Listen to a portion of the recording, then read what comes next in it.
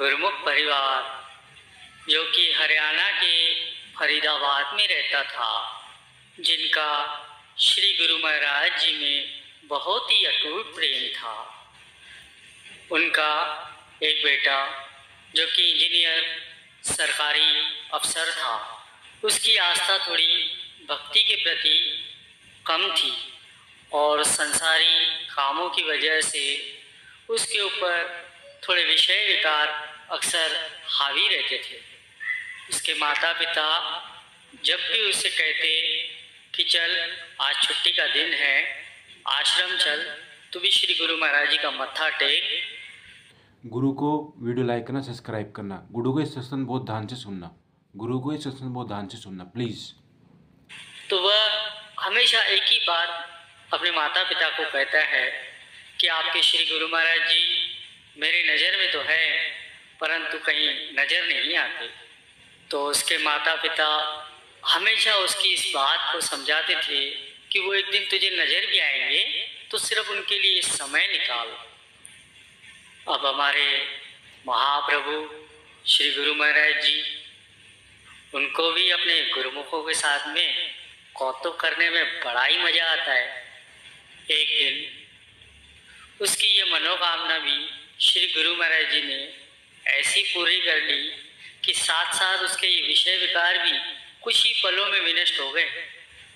अब वह लड़का बताता है कि कैसे उसके विकार श्री गुरु महाराज जी ने एक ही झटके में ख़त्म करके उसे दर्शनों से निहाल किया और अब वो अपने श्री गुरु महाराज जी का पक्का मुरीद बन गया। वह लड़का श्री गुरु महाराज जी की लीला सुनाता है कि एक दिन सुबह सुबह दरवाजे की घंटी बजी, तो मैंने उठकर दरवाज़ा खोला तो सामने बहुत ही आकर्षक कदकाठी के एक व्यक्ति अपने चेहरे पर मुस्कान लिए खड़े थे। मैंने उनसे कहा, हाँ जी कहिए। तो उन्होंने कहा, अच्छा जी आज कहिए, रोज़ तो एक ही बात बोलते हो कि नज़र में रहते हो पर नज़र नहीं आते, लो आज तुम्हारी नज़रों के सामने भी आ गए। भाई साहब मैंने आपको पहचाना नहीं। तो कहने लगे, भाई साहब नहीं, मैं वो हूँ जिसने तुमको साहब बनाया। प्रेमी, तुम हमेशा कहते थे नज़र में बसे हो पर नज़र नहीं आते, लो आ गया और आज पूरा दिन हम तुम्हारे साथ ही रहेंगे। मैंने भी चिढ़ते हुए कहा कि ये क्या मजाक है। तो वो कहने लगे, अरे मजाक नहीं, सच है प्रेमी, सिर्फ तुम्हें ही नजर आऊँगा और तुम्हारे सिवा कोई देख और सुन भी नहीं पाएगा मुझे। कुछ कहता इसके पहले पीछे से माँ आ गई और माँ कहने लगी, ये अकेला खड़ा खड़ा क्या कर रहा है यहाँ, चाय तैयार है, चल आजा अंदर। अब मुझे उनकी बातों पे थोड़ा बहुत यकीन होने लगा था और मन में थोड़ा सा डर भी था। मैं जाकर सोफे पर बैठ गया तो बगल में आकर वो भी बैठ गए। अब चाय आते ही जैसे ही पहला घूंट पिया, गुस्से से चिल्लाया कि माँ ये चीनी कम नहीं डाल सकते हो क्या आप। इतना कहते ही ध्यान आया कि अगर ये सचमुच में श्री गुरु महाराज जी हैं तो इन्हें कतई पसंद नहीं आएगा कि कोई अपनी माँ पे गुस्सा करे। अपने मन को जैसे तैसे तो शांत किया और समझा भी दिया कि भाई तुम आज नज़र में हो, जरा ध्यान से। हाँ बस फिर मैं जहाँ जहाँ वो मेरे पीछे पीछे पूरे घर में। खैर थोड़ी देर बाद नहा धोकर तैयार होकर मैं जब पूजा कर गया तो यकीन मानिए कि पहली बार पूरे मन से प्रभु को रिझाया, क्योंकि आज अपनी ईमानदारी साबित करने की। फिर ऑफिस जाने के लिए घर से निकला, अपनी कार में बैठा तो देखा बगल वाली सीट पे आके बैठ गए। ठीक है, सफ़र शुरू हुआ। तभी एक फ़ोन आ गया और जैसे ही फ़ोन उठाने वाला था कि ध्यान आया कि तुम नज़र में हो। कार को साइड में रोका, फ़ोन पे बात की और बात करते करते कहने ही वाला था कि इस काम के ऊपर के पैसे लगेंगे, पर ये तो गलत था, पाप था। तो श्री गुरु महाराज जी के सामने कैसे कहता। तो एकाएकी मुंह से निकल गया कि आप आ जाइए, आपका काम हो जाएगा आज। फिर थोड़ी देर बाद ऑफिस में पहुंचे। उस दिन ऑफिस में न किसी स्टाफ पे गुस्सा किया, न किसी कर्मचारी से किसी तरह की बहस की।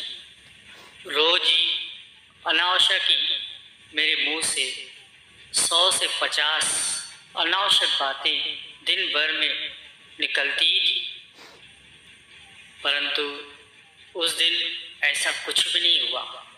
कोई नहीं, इट्स ओके, सब कुछ बदल गया उस दिन। गुरु को वीडियो लाइक करना, सब्सक्राइब करना प्लीज़। कमेंट में आप ज़रूर बताना ये आपको सत्संग कैसा लगा। वो मेरे जीवन का पहला दिन था जब गुस्सा, घमंड, किसी की बुराई, लालच, अपशब्द, बेईमानी, झूठ, ये सब मेरी दिनचर्या का हिस्सा नहीं बने। शाम को ऑफिस से निकला, कार में बैठा तो बगल में मेरे महाप्रभु साथ में बैठे थे। उनके चेहरे पर संतोष भरी मुस्कान थी।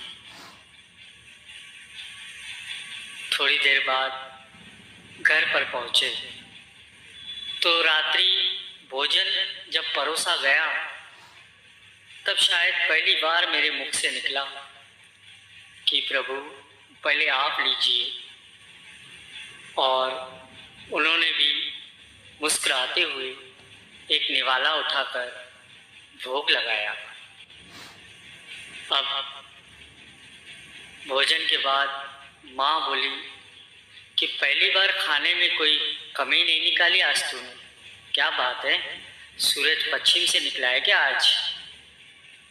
मैं क्या माँ, आज सूर्योदय मन में हुआ है। रोज मैं महज खाना खाता था, आज प्रसाद ग्रहण किया है माँ, और प्रसाद में कोई कमी नहीं होती। थोड़ी देर टहलने के बाद जब मैं अपने कमरे में गया, शांत मन और शांत दिमाग के साथ जब तकिए पर अपना सर रखा तो उन्होंने प्यार से मेरे सिर पर हाथ फिराया और उन्होंने मुझसे कहा कि आज तुम्हें नींद के लिए किसी संगीत या किसी दवा या किसी किताब के सहारे की ज़रूरत बिल्कुल नहीं है। और उस रात मुझे बहुत ही मीठी नींद आई। गुरुमुखों, वह लड़का बताता है कि थोड़ी देर बाद जब उसके गालों पर थपकी पड़ी कि कब तक सोएगा, अब जाग, तो वह उठकर देखता है तो वह आवाज़ माँ की थी। थोड़ी देर सोचने लगा कि यह सब तो एक स्वप्न देख रहा था और उठकर बैठ गया और श्री गुरु महाराज जी को बहुत बहुत धन्यवाद देकर आंखों से खुशी के आंसू निकालकर स्वामी जी से कह रहा था कि स्वामी जी, कैसे आपने ये सारे विषय विकार एक स्वप्न में ही काट दिए, जिसकी अग्नि में ये संसार जल रहा है। मैं आपका बहुत बहुत ही ऋणी हूँ। गुरुमुखों, हमारे महाप्रभु हमेशा हमारे अंग संग रहते हैं। ये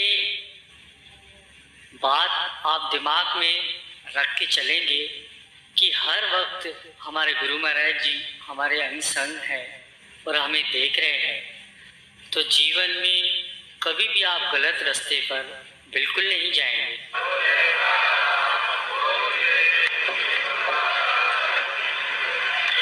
गुरु को वीडियो लाइक करना, सब्सक्राइब करना।